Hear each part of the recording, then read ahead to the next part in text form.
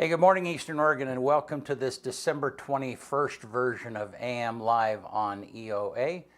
Your connection to Eastern Oregon, and we're on the EOA network. I think Benny set you up right there. Did he? Well, I mean, he said 3 and then it went to camera. Well, I told him the other day that he didn't need to give us the countdown all the way to the end. Oh. Yeah. So, yeah. I thought he was trying to set you up. Oh, you don't got to set him up. Let's not start the day off like that. Yeah. How are you, man? I'm good. It's first Friday. Yeah. Yeah. And did you have to scrape your windows this morning? I walked. I walked so I didn't have to scrape my windows. I'd rather be cold for about 10 minutes than have to scrape those windows. Yeah, I don't know what they'll be defrosted by the time I go get my car. Right. Yeah. I hate scraping them. I don't even have a scraper. I use a card out of my wallet. I mean, I guess I could get a scraper, but... Yeah. Oh, I don't know if you could afford that or not. Oh, yeah. They're only like 99 cents. But I suffer when I do have to scrape it because then all the ice goes onto my hand because I'm doing it with a credit card. Yeah. It's not a very good thought process, but it works. Yeah. So I'm one of those people's like I'm looking. There's this morning there was a little hole about there this was big. a little hole. Yeah, I didn't even have to scrape, but there was just a little bit. I could see it, and by the time. And I'm the kind of person that has to scrape every single window. You know what I mean? Otherwise, really? Yeah, it'll annoy me. Yeah. Okay. Yeah. Well, I mean, like in the morning, it's not so bad, but at night, I don't see very well, anyways, because my stigmatism gives me that light aura around lights. Yeah. So like if I got to stack the cards in my favor instead of stacking them against me, So I'll scrape that thing, make sure it's all nice and clear, and Yeah. The show last night was good. Yeah, that was fun. Yeah. And Justin, there were some interesting questions, some interesting comments, and yeah, we plowed through some stuff. Like there was some questions that we didn't answer. Obviously, there's always a couple, but. They answered pretty much everything that was thrown their way. Yeah. If you all missed it, Keeping It Clear with Cody Bowen was last night, and Mayor Justin Rock was also on the show, and the three of you all grew up within a couple of years of each other. Yeah. Yeah, I think Cody was a senior when I was a freshman. Justin was a senior when I was an 8th grader. So. And then Cody's brother's my age. Yeah. And Justin and Cody, they lived on the same street. Yeah. Yeah. And then Justin's mom was my boss, when I was in high school. Yeah. So we have a lot of history. Yeah. A lot of ties. Needless to say, and I'll say it again, I would have never assumed that those two would be sitting in here as the mayor and the sheriff. Yeah. Yeah. But there's a huge group of kids your age that are now they're a part of, the LeGrand. They're a part of the, isn't that kind of natural though? Yeah, like I suppose so. But I don't know that it's always, that they've taken leadership positions, I'm thinking of Sean Rastine and Corinne Brajati, the publisher at the Observer. there's just a whole group of you that are. They're both graduated with me. Yeah. Yeah. It's like I think it's good for LeGrand. Like I think that's awesome to get some new blood in and kind of push out that good old boy thoughts process that kind of. Well, I think that part of it speaks a little bit to the healthiness of LeGrand. If people are coming back and they're taking leadership, taking leadership positions and moving LeGrand forward, and I think it's easy to care about a place that's good. You know what I mean? Like people that grew up here care about it because they treasure what happens here and how people act and just the beautiful environment that we live in. And I think another thing is people my age especially, we're like right at the very end of seeing what it was like like in the late 90s, early 90s versus now, and it's a lot different.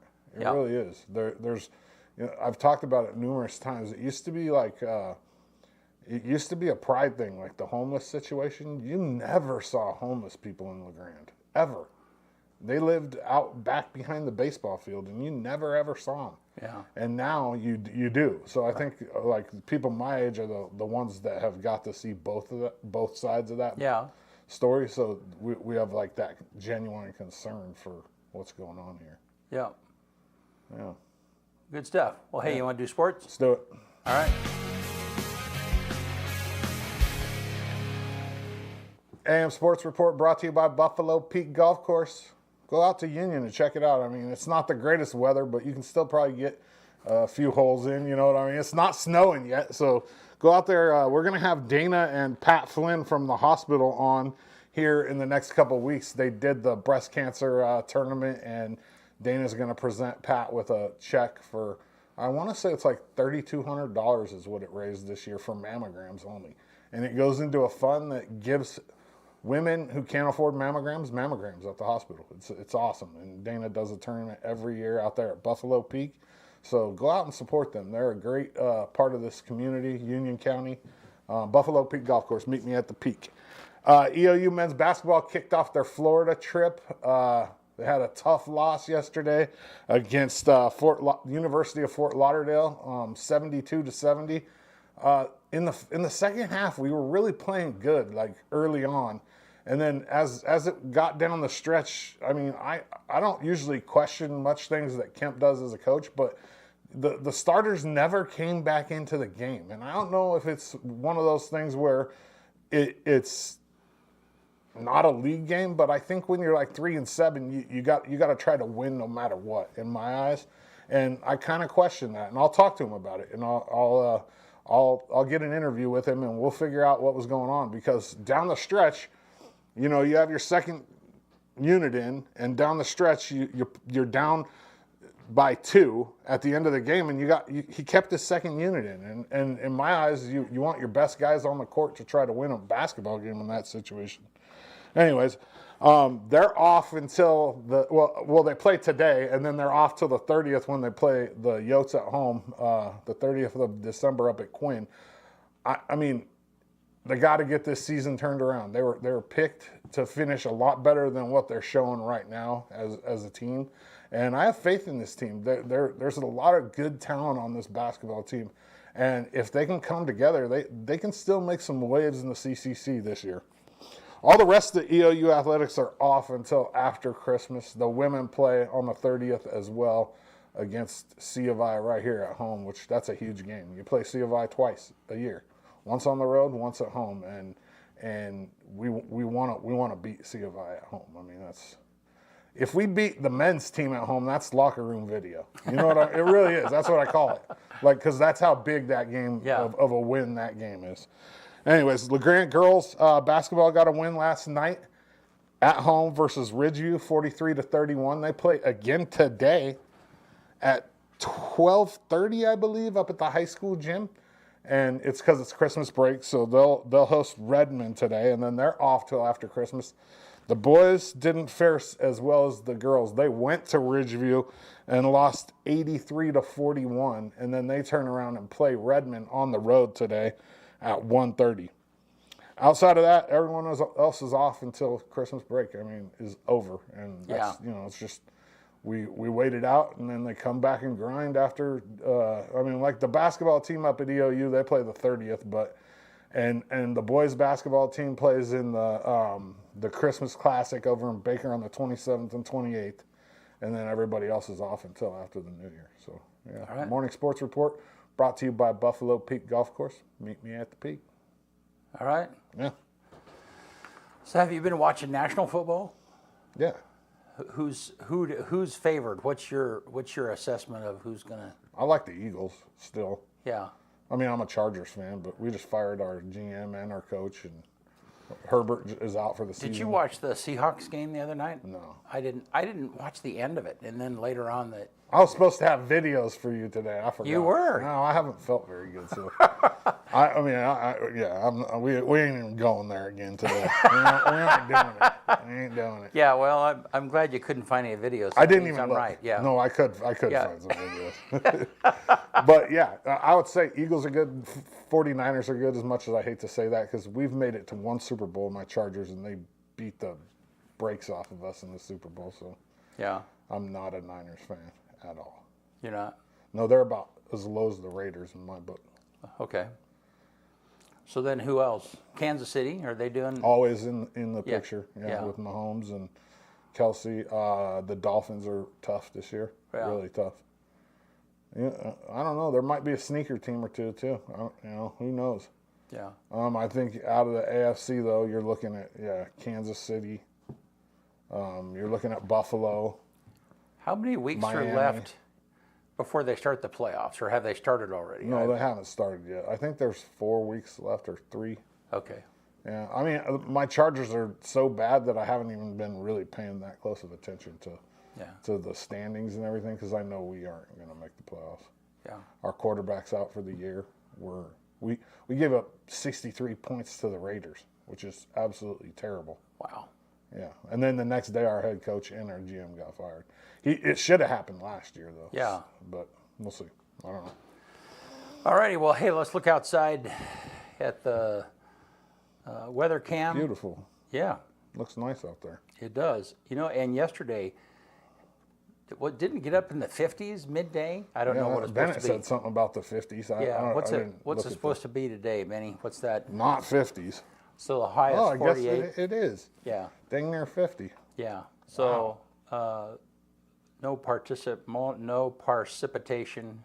Looks like a little bit of snow maybe tomorrow. So yeah. All right. I can be without the snow all You're okay with that? 100% fine. No rain, no snow, no cold. Let's get about 75. Baseball season. Yeah. Oh, and today's the shortest day of the year, by the way. Oh, it is? Yeah. Isn't that exciting? I don't know what that means, but Oh, it means it's the well, least I know amount of what I light. know what that means, but I mean it's like in reality, it's like they just all of the days seem dark. When it's by 3:30 or 4 o'clock, it's starting to get dark. Yeah, and it's all dark when I wake up too. Yeah. Like I wake up today, dark. Yeah. It'll be dark at 4 o'clock tonight. That's a lot of darkness. Yeah. 14 hours. Yep. So, alrighty. Well, this morning we have EOU Vice President Tim Seydel with us, and he will be with us. We'll be talking about the grand staircase and the reconstruction of that, and then also everything EOU, and he'll be with us right after this.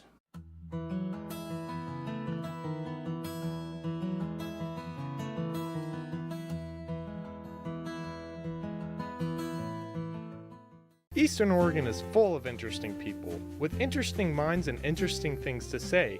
Here at EO Live, we're committed to connecting you to these intriguing people with EO Talks. We let our special guests share their ideas and life experiences with deep, open, engaging, and inquisitive conversations. You'll also be informed in depth on some of the most recent and relevant events, issues, and more.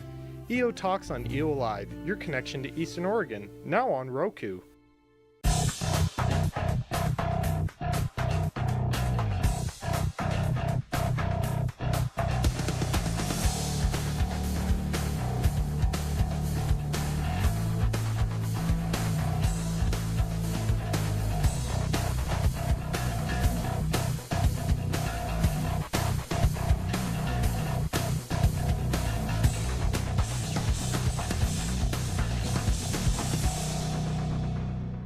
Right.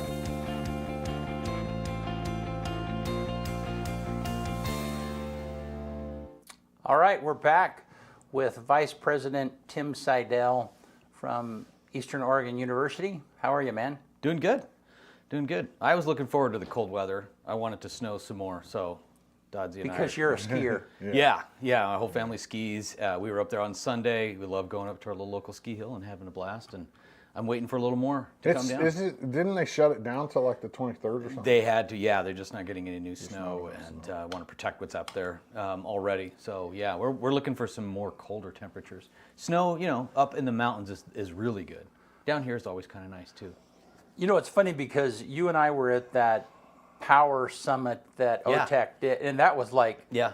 when was that? That was like September. Yeah, Yeah. September, and it snowed. And we got a bunch of snow Yeah. that while we were up there. Yeah, people up there were a little concerned, looking out the window, and it was not snowing. You know, you go out you leave the lodge and you dropped down. You maybe went a quarter mile down the hill and it was cleared up. You know, Yeah. but people were really getting nervous about the snow up there, and I was giddy. I was totally excited. It was I was up there with our new president, and she was like, "Does this happen a lot?" And I'm like, Yeah, it does. But we love the snow. This is great. She was digging it. So she's a skier, so she liked it too. So we were excited about it. But yeah, they got some good inches actually over that day. But then of course it warmed up. Yeah.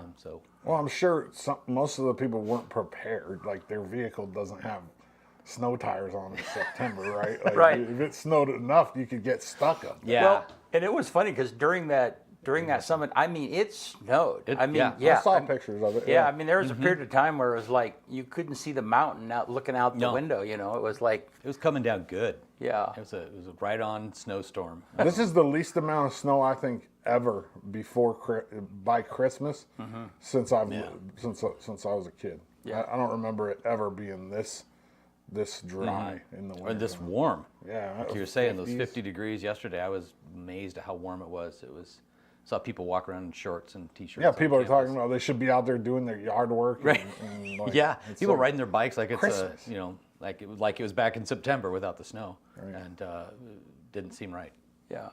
Well, Tim, we're here today to talk specifically about the staircase because we've shown a lot of whenever we show video. In fact, go ahead and roll that video, Bennett.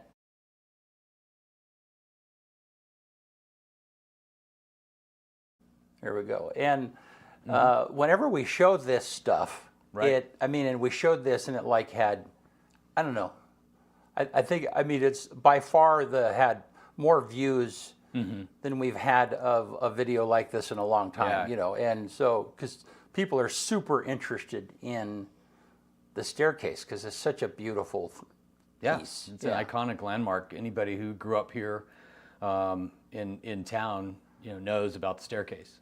Whether you were just a kid, running up and down the stairs, maybe, or if you were old enough before we had to close it due to deterioration and conditions. Yeah.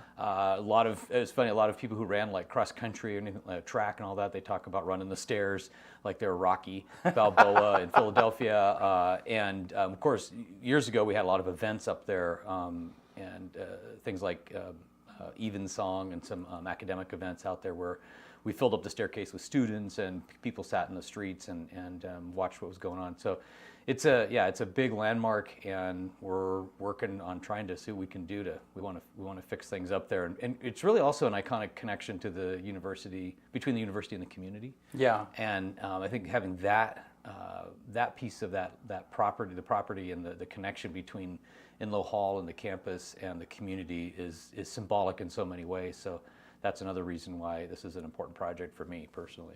Yeah. And so how did you get involved with this process?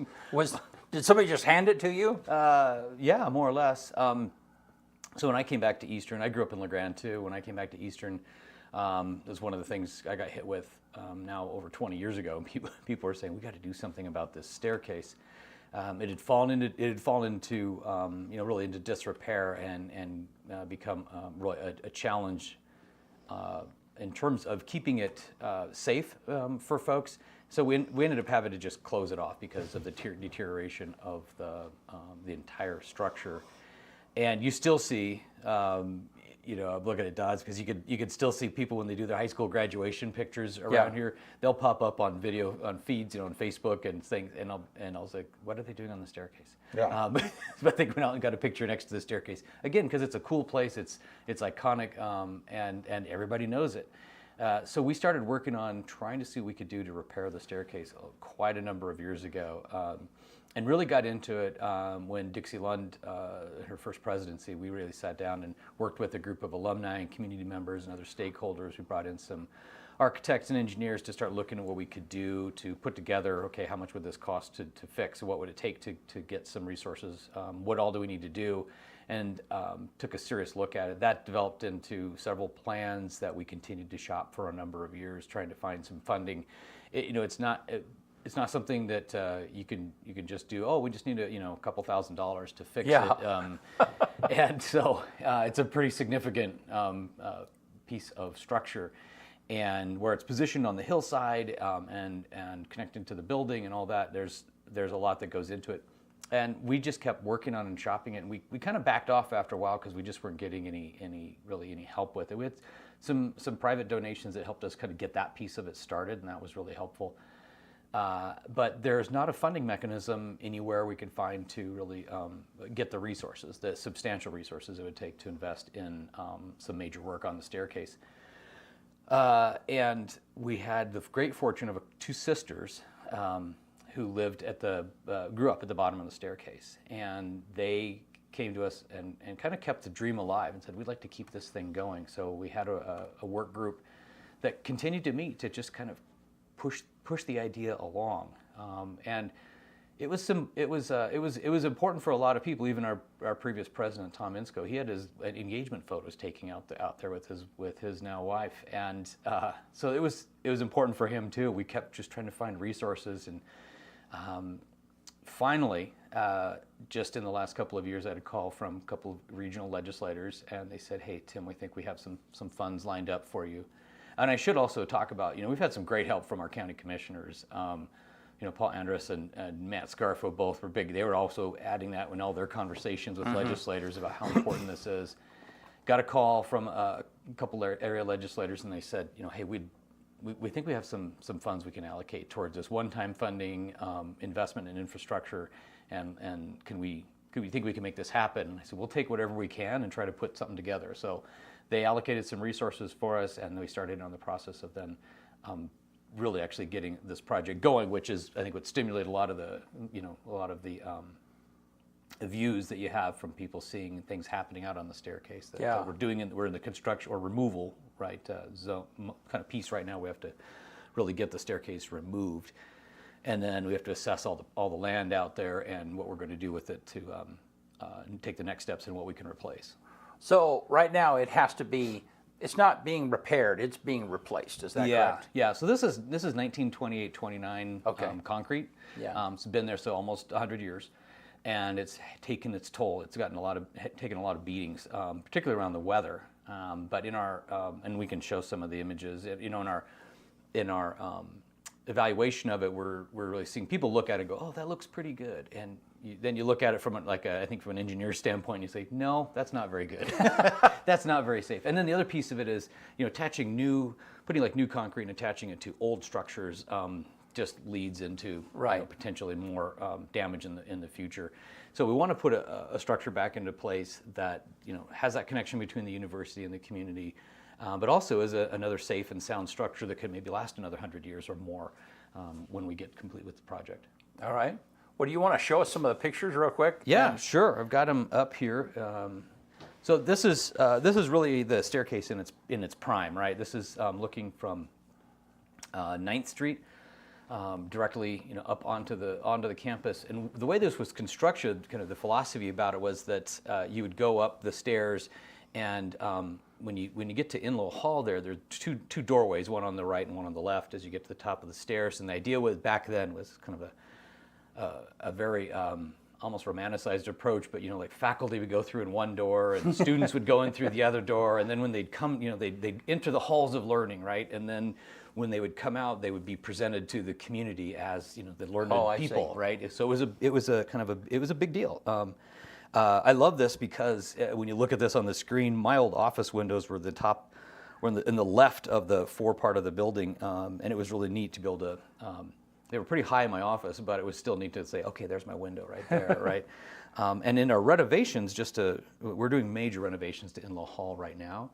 So the entire building is closed, but our boardroom will be, and those windows that you see there that are closed, those are going to be opened up. Oh, cool. And our boardroom will be just on the other side of that, so we have a large meeting space there to take in the beauty of Mount Emily and looking north up into the valley and that sunlight and everything else that comes into it. So that'll be a really nice change. But this is what the stairs look like in their heyday. And here's your visual. Here's a visual of it. You can see what it looks like a little bit more today. A lot more trees, a lot more growth around there. So we're in the project. We're also doing a lot of landscaping there to try to remove some of those trees that were not planned. They're rogue growth.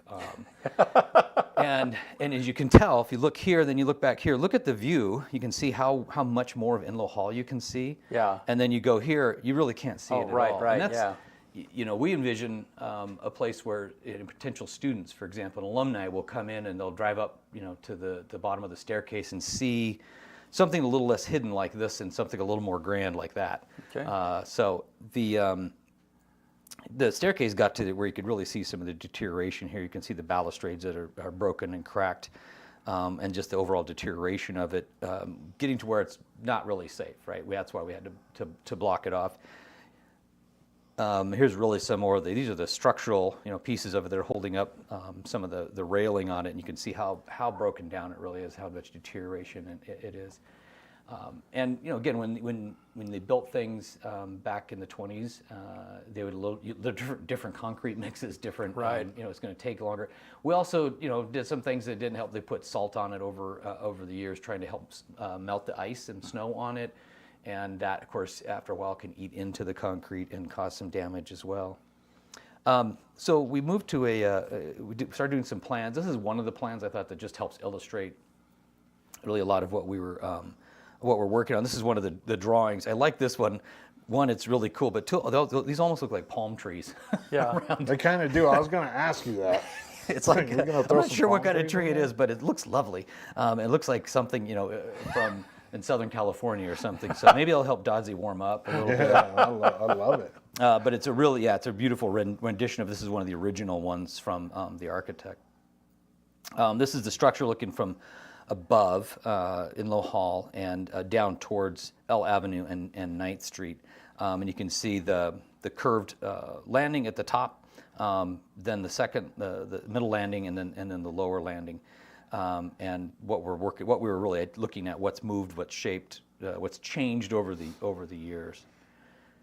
Skip over this one, and now you can see, if you can see this, I don't know, but you can see where this retaining wall in the front is bulging. It's leaning out a little bit to the left. You can see the line of the shape of the retaining wall, but then you can also see where it's actually supposed to be a little bit straighter. And that's just, again, earth moving. Just failure. Yeah. Over failure. over 100 years. Yeah, it's on a hillside. Yeah. And even though it's well anchored in there, things do move over time. Yeah. And there's again an identifier. You can see the existing cracks in some of this. So you can see where, again, no matter what we do up there, if we were to try to just repair some of this, it's just a matter of time before it's going to fail, and we're going to have to go in and do some more work. And the bigger concern there is something really even worse happening. We don't want anybody to get injured or anything. Again, you can see some of these cracks in the retaining walls at the upper and mid sections of the building, and we've again some trees kind of helping us out there. Yeah, when I was up there the other day, there was this rogue tree that I had to fly over the top that was just right in the middle. Yeah. Yeah, exactly. And that those roots over time, again, slow pressure on any look at sidewalks around town. Right. And things you can see where trees have grown up over the years, and they just push that concrete up and up and up. And They make for pretty good bicycle or skateboarding. yeah, or tripping over in the dark when you don't see them. I've done that. But speaking of trees, let me ask you this question, because I see on social media a lot of people have been asking about like these new pictures that have come out where all the trees are gone. Like there's new pictures where pretty much all the trees are gone. Yep. That was a plan. That was part of the plan. It's part of the plan. We need to remove those trees and put in new growth in there. Again, part of it was the root systems in those trees were really in conflict with what the structure of the staircase. Yeah. Also, it just removes a lot of the view shed when you have all of those trees, and they were rogue. They weren't planned or organized. They just had come up over the years, probably with the help of like the nearby trees and squirrels and things like that. So that was part of the plan.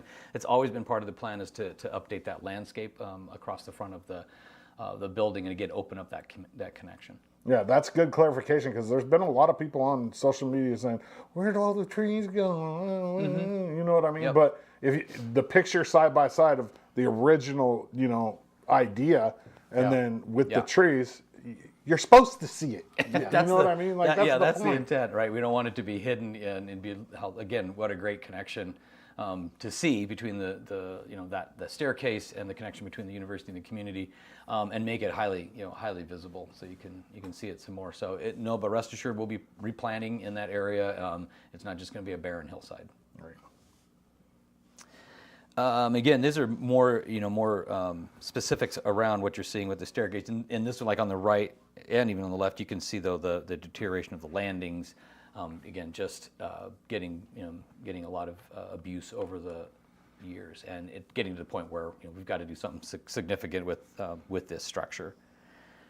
And let's see, that's another view of you. This really has more of the lines around it in terms of what we're looking to reconstruct, like the overlook, the overlook terrace, and what pieces we need to put put back into place, or we want to put in place. This is the one that I find interesting, and a lot of other people want to ask about, because people think we might have just built it on the hill. Well, actually, there was a lot of fill that went in. We had to bring up fill in the backside of that hill to be able to construct it. So as you imagine, over 100 years, that fill is settled. That's where some of the cracking, you can see where there was fill. This shows where there's upper gravel, then there's some silt and lower gravel. So even though it was a naturally occurring hillside, we had to fill in there to be able to construct the staircase, and that again has shifted over time. But I just like this cross section. I did too, because you can kind of see, it shows the elevation, it shows what's underneath it. It gives you an idea of what we're working with, and it's not just sitting on bedrock, for example. It's on stuff that moves over time. And then this is just back to that staircase, and you can see where the existing retaining walls are, and that those are even those have been falling apart, and you go out there every month or so, and there'd be another piece that has fallen or deteriorated, and that was another part of the reason we need to do something with her, because it was becoming what we call an attractive nuisance, where somebody, kids a lot of times, want to go and get on the staircase and take some photos up there, whenever, and a big piece of concrete like that falling on somebody's foot or something, that's a problem. Right. And we don't want anybody. We didn't want to get anybody injured there. So that's again, it's something you want to get away from. And that was becoming part of the problem too. We were going to have to either just remove it, and that even then, that's very costly. It's amazing. The costs on these projects, any of our projects, and I'm sure anybody doing construction in and around this area or actually across the state can tell you about the cost escalators over just the last 2 to 4 years have just been incredible. For anybody working on a construction project, if you're building a house, let alone if you're trying to build something like what the hospital's doing or what we're doing with renovations to our buildings, the costs are just going up. Inflation hits pretty hard on that. We have a set amount of resource to use, and then we've got to manage around that. So our first piece of this is to get the removal done, and we can assess what we have to do, what we have to work with, and make a plan that would hopefully bring a staircase back in. So right now, where are you at? Give us an idea of where funding started and where it's at now, so people have an So the funding started. We have an allocation of around $4 million. It's around $4 million, and that is what we put into a package to try to get bids for contracting firms to come in and help us remove the staircase and get a replacement, get another staircase back in there. The intent would be to keep it as very much as connection as what we already have in there, what the staircase looks like. The staircase also is on the National Historic Preservation list, list of historic places. So we have to work with the State Historic Preservation Office and other folks to ensure that we're following all those guidelines and rules, and that we're trying to restore or replace the staircase with something as close to the original as possible. Again, that's great, but it costs a lot to do that. And so we're at the point in terms of timeline where we started in on the removal of it. We've got a little break right now in January. We'll have our archaeological observers here, and when anytime we are working on land, especially this land, which is indigenous land for the tribes from this region, we need to have observers out there. And if there are artifacts that come up in this fill, because that, of course, wasn't being done in the early 20s, they weren't really too worried about that. But if there's something that comes up, we need to stop our processes, identify what it is, and mitigate that issue too. And we had to do that pre-planning, where we had to look to where, okay, if there's something we find here, where could we rebury? Where could we reset those pieces? And you never know what is. The interesting part about Eastern, of course, is that there's an old historic cemetery where Inlow Hall sits. That was something that's been there for, gosh, since the mid to late 1800s, as the pioneers came through this area and people lived here. They passed away. That's where they were buried. It was a pretty nice, pretty overlook to the valley. And when the land was purchased and they started building the university there, we relocated as many of the human remains that we could find at the time, but some of them had gone missing because the headstones or the markers had disappeared, and we didn't have anything left to find them. So there's that issue there. So if we inadvertently discover some remains, we have to really take care of that. Right. So, and then people know that there's. A long time for Inlow Hall, we've talked about ghosts in the building. I've experienced some of that. It's interesting. We had some remains that were exposed under one part of the building, and I got to work on that with one of our, actually quite a while ago, with one of our previous presidents, where we also then worked with the local historic cemetery commission and our own local cemetery commission and the tribes and SHPO and others to come up with a plan to mitigate that issue and basically reinter those remains, seal them in place, and actually then had a really nice ceremony to release those spirits and let them go back to their happy hunting grounds and where they could be at peace. And then people said, I'm not hearing as many weird sounds at night in Inlow Hall and all that. So, and I got to admit, I used to think, but I've worked in there enough. There's been a couple late nights where I hear weird things, and you're like, "What is going? Who's out in the hallway?" And there's nobody in the hallway. Am I alone in this building? Yeah, and you don't really feel like you're alone. So yeah, it's a Bigfoot. It's Yeah. Bigfoot. So it was the cemetery. How did they determine whether the remains are settlers or Native American? You have to do testing. Really, Oh, okay. So there's a process for that. Yeah, Okay. there is a process, and given the longevity of people in this region and the high percentage of mixed marriages, there's probably remains up there. Then you also had the settlers, just the white Europeans who were coming through the area, and we had a couple of bad runs of cholera and typhoid fever in the Grand Ronde Valley in the late 1800s, and so those individuals who passed away a lot of them were buried in this area. Again, we were able to relocate them, many of them that were marked, but there are some that weren't marked, and we couldn't know who was there. So over the years, there have been inadvertent discoveries, and we've tried to mitigate those as much as possible. So, how much cost does the mitigation of remains add to a project? I mean, just ballpark. I mean, I can't imagine even budgeting for that. I mean, how do you? It's in the budget. It does. It can cost it can cost tens of thousands, hundreds of thousands of dollars, depending on what you see, and also can cost in terms of stoppage of time. Right. Right. We also have contractors on deck, so they've got all their equipment. They have to pay their people. We can't say, well, sorry, we found some shards of pottery. They're on the clock. Yeah. So they're on the clock. So we have. That's why there's all this pressure to try to figure out how to take the steps in place. Put the steps in place ahead of time so that if something does happen, we have a plan that everybody's agreed to, and we can take care of those, whatever it is, those artifacts, or if they're, heaven help us, if there's remains or something, we can deal with that as well. No, like if somebody came to me like, okay, we have a video project, this is what the video project is. Right. But there could be an interruption in the middle of it, and your crew has to be on standby. Yeah. I mean, you would still expect to be paid for that, right? Yeah. How would you? have to do I the don't same even know thing, how so- I'd even get my head around budgeting something like that. Yeah, you have to set in a budget for if everything goes smoothly, and then have a plus or minus feature on if something comes up, how long do we think it might take? Well, it might take another week, 10 days, and Yeah. so you factor that into the budget, and that's where a lot of these cost escalators come from. It's not like you're just doing this in your backyard or something. Yeah. So, One of the other questions that comes up on social media, is there a time capsule? is there a Is there time something capsule? buried? Yeah, did they bury something in the No, 20s?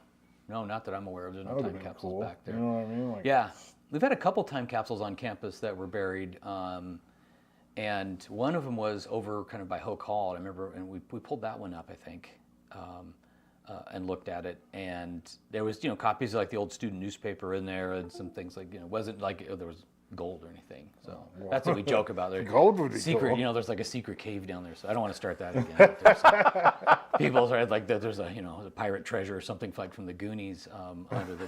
There is not like anything Although like that would be cool. That'd be great, right? Yeah, that'd be great. But no, we don't like that under the building. It's all, as you can see, sand and fill and that kind of thing. So some of the questions like, is it going to be built exactly like it is, or are there some things that are going to be adjusted? It's because it's got to be built according to code too, right? That's correct. Okay, so Yep. so talk to us about those So it has to particular be issues. built, according to code. It also has to be built according to budget. Right, right. And as we get all this removal stuff done, we'll figure out how much we have left in the budget, and then find out what we can replace. One of the plans would be to actually working with our architects and engineers to first come up with that idea, that plan, sit down with them. This is how much resource we have left. This is what we can do with the target of trying to restore or replace, the staircase as is, have that beautiful view that we have in there. And if not, then what are we going to do? Or we have to phase it, or we're going to have to look at putting in part of the replacing part of the staircase, and then trying to get some more resources to complete the project. Or can we do something else that maybe is some more cosmetic changes, things you wouldn't normally see. You would still see the beautiful staircase there. We may just engineer it a little bit differently to try to save some resources. So that's the next step we're going into right now. We got to get everything removed and assess really assess the ground behind or underneath the staircase before we can make any definite moves going forward. So right now the plan is to get it removed. Yeah. But there's some more assessment that has to be done before the reconstruction happens. Yeah. But it's not just okay. Here we're going to go. It's okay. What do we have left to work with, and what do we have to work with? Again, just like any project, if you're thinking, I'm going to renovate my house, and you go in and you're going to, put in a new bathroom, you find out that these pipes are old, and Right. I'm going to have to replace all those. And, Right. I didn't really calculate for that, and then you find out that and you've got this structural issue connecting to the city water main, and so now you got to bring in a backhoe, and all of a sudden you're like, well, that wasn't what I planned for. Right. And that's what we're doing too. We want to make a really wise decision and make sure that we're looking at all the aspects of the project before we just go, okay, this is what we're going to do. Because again, we have limited resources, and this isn't something that we can just write a blank check for. So we want to really be cautious about it. We have, like I said, we got about $4 million in funding, a little bit less than that, but that gives us a lot of resource to work with. And I know it seems like a lot, but the costs, I just got to reiterate, the costs for construction and things have gone up. It's crazy right now. Crazy. It was even finding contractors for this, right? We had one bid we got that was just extremely high, and it was crazy. We can't even really entertain that kind of a bid process.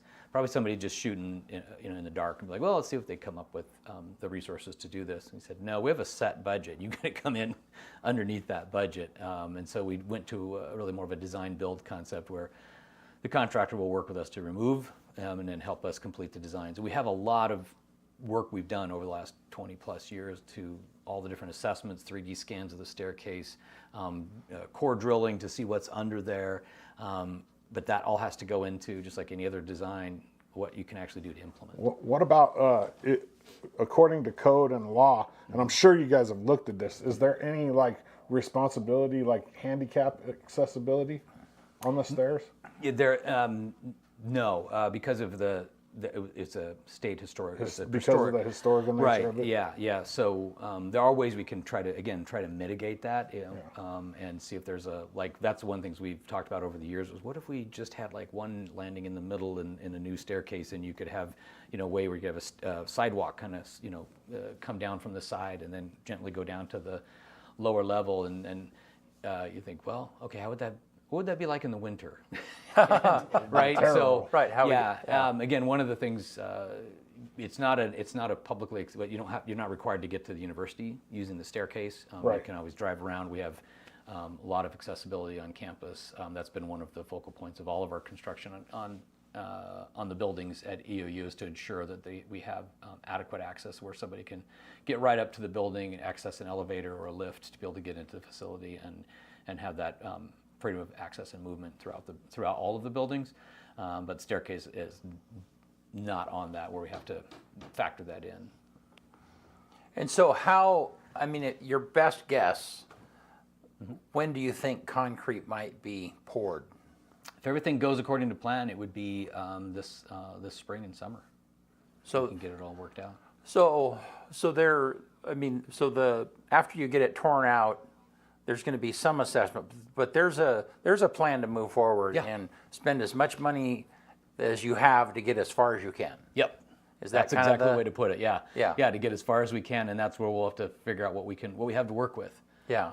And then, like we've talked about, if we put in the stairs, could we make them frost free? Really, so we put in the little, the heating systems in there, so you'd have that. Well, that's one of the things you look at when you're in a, doing some budgeting, budget engineering, and say maybe we might have to forego something like that. Right. So we'll still have the stairs in there, but they won't be heated. Okay, let's scratch that off the list. Again, similar to what you might do at any project, if you have a small business or even a large business or a home you're building, and you look at the cost and you say, well, okay, maybe we won't have that 4th bathroom. We'll just do the 3 bathrooms. Yeah. So currently the stairs, one thing, they don't really have handrails. I mean, because I don't know what you call those little walls along the way. I mean, they're not really. Yeah, designed to be handrails. Right, yeah. So is that something like, from the code standpoint, that you guys are going to have to accommodate? Do you have to put handrails in somehow? I don't think so. Again, Okay. I think there's ways you can mitigate that. Okay. One of the issues I remember early came up was how the spacing of the balustrades were too far apart for current code from what was there originally.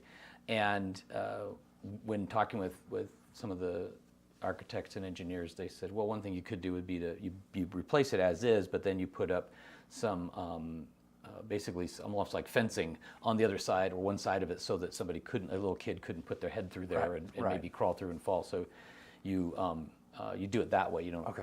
And then again, if we have to go back and say, to do that, we actually are going to move them a little bit closer. We have to work with the State Historic Preservation Office and others to get that. They understand that also we're trying to keep that historic component in place as much as possible. So is there any visual component that is not going to be able to be recreated that you can think of? No, I think it'll just go back to what we have to work with. Right, yeah. Yeah, what we have to work Is with. there, but is there a possibility of, like, we'll do this amount of stuff and we'll try and raise money to finish it? I mean, yeah, there could be something like that where we put in the beautiful those retaining walls, and it could be I'm not saying any of this. It'd be like, this is just kind of throwing things out, where we might look at, okay, we're going to do the retaining walls first, and then we'll work on the stairs in another phase, or something like that. Okay. Yeah, that'll be the biggest thing that we want to take care of next, is that assessment after the removal of the stairs and what we have left to work with. So and then one question we get all the time is like, well, wait a minute, how come we can't spend this $4 million on roads? There's a lot of other things that, so address that, will you? Sure. Well, first of all, these funds are specifically dedicated to an infrastructure project, and that project is the grand staircase. There was going to be a cost at some point, because we were either going to have to remove the staircase and just let that hillside go back to natural growth, because of the attractive nuisance issue, because of it being something that is dangerous. Even if we just covered it, just really put in a lot of fencing and covered it almost like so that you could see it, like kind of like you might see like in Italy or Greece or somewhere. You go see the old ruins there. Yeah. They have nice fences around them. You can't go in and visit them. You can't go and walk around them. But and you just watch them deteriorate. That still cost a lot of resource to do that. The other part about this that I think we want to look long term at is this adds to the vibrancy of the university community connection. This is going to help us. This will, in fact, help us, retain and graduate students, but also recruit students. If you add some things that help become attractive when people come into town, they see this lovely connection, an access point for the university. Yeah. And the more students we can bring in, of course, the more resources come into the entire community. And those are a lot of long-term resources. These are funds that come in because people come in here and they may buy a home, they may rent here for a number of years, and then graduate and then go to work in our community, like a lot of us have, and be here. Or you leave, you go to school at Eastern, and you leave and you go to graduate school, and you come back here as a dentist or a doctor or a lawyer or something else, and you live here and support the community. So there's that long-term investment that we believe is incredible for the university and for the community. And that part of it is something that is, again, this is almost a one-time project, right? This is not something we're going to continue to work on. As you saw, in the old pictures, we put it in place in 1928. Opened the university in 1929. So almost 100 years before we had to really do something significant with the staircase. So this one-time investment goes a long ways. Yeah. So Tim, you and I have sat on committees and boards and stuff together and had a lot of conversation. And I do want to say I appreciate you a great deal for your longevity in LeGrand. I appreciate you serving in the position that you have served. Sure. You are kind of like the trainer of presidents. That's not the right word. Trainer. That's not the word. But I mean, you have. I get it. You I've have gotten good at it. Yeah. You have orientated. You've done a lot of orientation over the years stuff. But one of the things that I've heard you talk about is the conversations that come up about connecting LeGrand more to EOU. And one of the things that you've talked about is like literally maybe having a street or a pathway or I mean talk about that vision just a little bit, because I think that's interesting. And that's been around. It's not, and again, it's not anything new, and it goes back to actually talking to some of our older alumni and administrators and staff who've worked at the university for many years, who talked about the kind of the conduit between the university and the community, and people going down 6th Street or going down 8th Street or going down the stairs on 9th and then walking a couple blocks and boom, you're downtown, right? You're there. I think it's great because you can kind of walk straight across there, straight down the street. You cross Washington and you're at the local, and there's a really nice, town-gown connection there. But one of the concepts we had for a number of years was opening up maybe 8th Street or 9th Street and widening it, adding more, turning it into more of a boulevard, adding more, what do you call it? I guess amenities along the street. We put in lamp posts and have it a little bit better, well lit, and make it that obvious connection to the community and the university. We might have like signage at the bottom of the staircase that have literally like little maps. Go, whatever, downtown 3 blocks this way, or you can, and then you go down to maybe another junction, maybe on Washington, and there's another little directions that tell you can go this way to go into downtown and what's down there, or this way to go into more uptown part of the community and see what's there. And then the same thing in reverse, where there might be some great opportunities for some directional signage downtown, so that people see that, if I just go straight up this street, I get to the university. Right. Even to the point where we've talked about, could you paint the curbs like blue and gold, or something like that, right. where just follow those blue and gold curbs and you'll get downtown. Yeah. But again, just to help drive that connection when students get here and they want to walk downtown, and they can go down there and find it, and it's really easy. But also just putting it out there that there's this visible connection between the university and the community. Well, and I think that would be powerful. I do. You and I, because we've talked about EOU is so self-sufficient. It's almost like a little city in and of itself. Yeah. And and so it's easy to, from the standpoint of LeGrand folks. It's easy for the two to not be involved in each other's lives. That's kind of the point. And so then anything that we can do to integrate, because LeGrand would not be the same without EOU. Right. Yeah, it'd be a little different town, wouldn't right, it? Right, yeah. And go to Baker, go to some other place that wishes that they had a university, or they don't have the benefits of it, you know. And so yeah, us making that better. I mean, us, facilitating that connection would be powerful. Yeah, it just takes, it's active participation, and we're doing it on our end. We just hosted the Santa Mall up on campus. They needed a location to do it, and some folks on our staff got us connected all up, and we said, yeah, we'll sponsor that and have them on campus. And we hosted it on campus and picked up the cost for it. We also are partners with the Eastern Oregon Film Festival. We support the Eastern Oregon Livestock Show and the Elgin Stampede. So Eastern is at all those places, not only because that's where our students are coming from and our faculty and our staff live in those communities, but also because it's just part of us being a really good community partner. Yeah. And then I'd tell people, I always challenge people, like, come up to our events. When you go up to a football game that is taking place at Eastern before classes even start, and so it's in September, it's amazing how many community members are up, at the tailgate zone, and they come over to the game and they watch the game, or they come up to our visual and performing arts events. We put on our just was at our holiday music festival, and it was packed. They were sold out, and they were coming into the McKenzie Theater and saying, if you have any empty seats, move over, sit closer to your friend there that you may not know yet, so that we can free up some spaces, some seats in the building. That's not all people from the university. That's people from all over the community and the region. And we bring in, all those parents and families who are coming to see their students perform, or be part of homecoming or an athletic event, or have a studio show, or showing out in our spring symposium. We show our academic research. There's all those folks coming into the community and helping support it here too. And so the long-term economic impact is significant. Yeah. Yeah. Well, good. And it is. It's funny. Kyle's a big fan of C of I.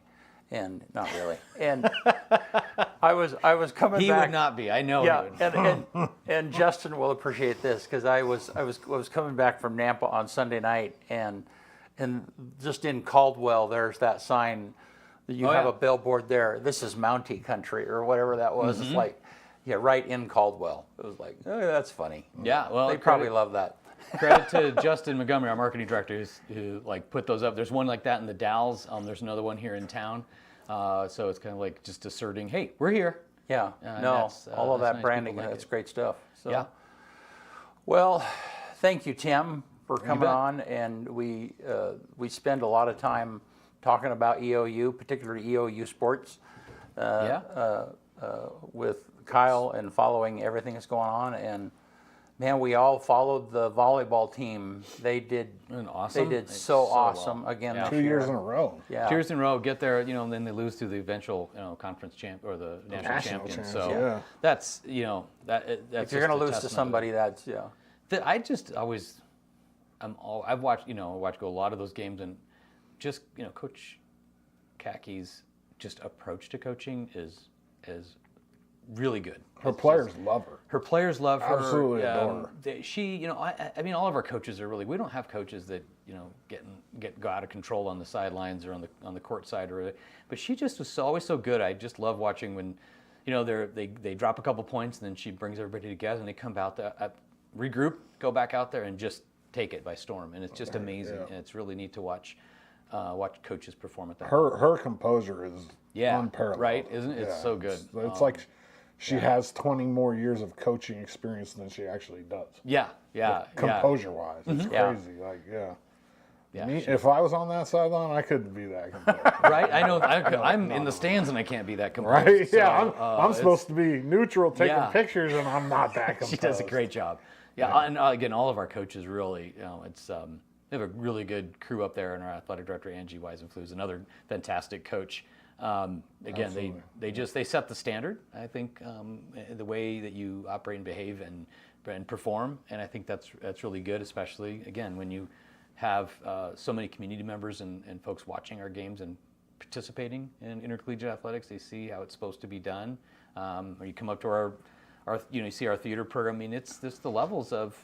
I've had people come by after seeing some of our musicals and say, "I've been to Broadway," and that's right up there. It's like, wow, these folks are really good, and some of our students are stunning performers. Yeah. Phenomenal. And there's a lot to brag about. I mean, when you think about the athletic programs and the art programs and the studies, and I mean, there's there's a lot for you guys to brag about. Yeah, there is. Yeah, and we're the leading experts in the state on early childhood learning, and we've got one of our faculty who's appointed by the governor to be on the statewide commission on early childhood learning because we're really good at that. And our College of Education is just excellent. But all of our programs do. We have students that graduate, and that's the thing that I've always loved about Eastern. That's why I'm back here. That's why I've chosen to stay here, is because we really change lives. When I see the students who can, I've worked with so many of them who've been able to go from maybe being, their parents were migrants. They were able to go to maybe, play soccer at Treasure Valley and then get recruited to come play soccer at Eastern and then get their degree and get their master's, and now they're back coaching and teaching in their home community. That's huge. Right. Or you watch the single working mom who is, checking out groceries and, gets encouraged to go follow her dream and get a degree, and a few years later is able to say, hey, I don't have to worry about buying presents for my kids at Christmas anymore. I mean, that's significant, and we do that. Yeah. We do that, and we do it really well, and we're good at it. Yeah. I'll tell you what, my son has it narrowed down to 3 schools that he's going to go to and play football at, and I can't wait for him to be a Mountie. I love it. Hey, I'm not putting any pressure on him, Yeah. but I mean, ultimately it's his decision. But if I could just convey to him, you know what I mean, like the academic side and just the accountability of athletes at EOU. They have, we have some of our highest here. retention rates. Yeah, their coaches sit down with them on a regular basis and check in. How you doing? How's it going? Let's look at your classes. What are you struggling with? Do you have any problems at home or with, a girlfriend or something? And that wraparound piece is what we want to do with all of our students. If we could emulate that across the university, I think it'd be just huge. It's a beautiful thing. Yeah. Well, thank you, and I also want to thank you guys for being one of the primary sponsors for the East-West Shrine football game that we do. That was Yeah, absolutely. Yeah, we love that getting the word out about Eastern. We really appreciate you guys stepping up doing that. That helps. We're super involved in getting that event off the ground, and Another great asset in the community. Bring all those young players here, and they can experience Eastern and the region even, and it's a great recruiting tool for us. So it's a win. Yeah, Every year we've had at least one EOU player since we took it over. I mean, I wish they were playing the game here, but and we've spent a lot of time talking with them about that. But what a cool opportunity for them to spend a whole week on the campus of EOU practicing. And how gracious of EOU and Coach Camp especially too. He doesn't have to do anything, but I made a post about this. I made a phone call to him. One of the kids blew out a cleat. Didn't have any other cleats. I called Camp. I was like, "What do you got?" He's like, "Come to my office right now." 10 minutes later, he's got me a pair of cleats that kid's size. Boom, let's go. You know what I mean? They don't have to do that. That's just kind of how things operate up there. And it's awesome. Good That's stuff. what we're about. All right, you want to get us out of here, man? Let's do it. On this day, 21st. December 21st. I thought, is it the 21st? Really? It's the 21st. Dang, Yeah. I thought, all right. 1803, the French flag is lowered in New Orleans to mark the formal transfer of Louisiana from France to the United States. How much do you think it cost, BC? How much do you think we paid for Louisiana? What year again? 1803. $100,000. 15 million. 15 million. Yeah. Which back then, that's probably like 15 billion. That's the today, or Louisiana more. purchase. Yeah, well, that's from France, Louisiana. from France. Okay. Yep. 1812 on this day, Grimm's Fairy Tales, or Children's and Household Tales by Jacob Grimm and Wilhelm Grimm, is first published. 1812. And then let's jump all the way to 1990. The world's first website and server go live at CERN. 1990 on this day. Wow. And then here's the crazy one, and this is the last one. 2012, Apple is denied a patent for mobile pinch to zoom gestures by the U.S. Patent Office. Could you imagine if they would have got that patent? No. What a mess that would be. We would all be Apple users. We would all be using them dumb iPhones. Yeah. Oh, you know what I mean? Like if they would have got, because nobody's gonna sit there and like go in and it would have been bad. Number one song in America on this day in 2003, "Hey Ya" by Outkast. All right. And then the quote of the day comes from Thomas Edison: Many of life's failures are people who did not realize how close they were to success when they gave up. One more time. Many of life's failures are people who did not realize how close they were to success when they gave up. Good. All right. Good stuff. Yeah. Yeah. We're off until Yeah. Thursday after Christmas. Yeah. No show next Tuesday. Merry Christmas, Tim. Merry Christmas. Yeah, Merry Appreciate Christmas. you. Yeah. Justin, yeah. Yep. Yep. Hey, thank you guys for watching. Appreciate you being here. And I guess we'll see you next Thursday, right? Yep. All right.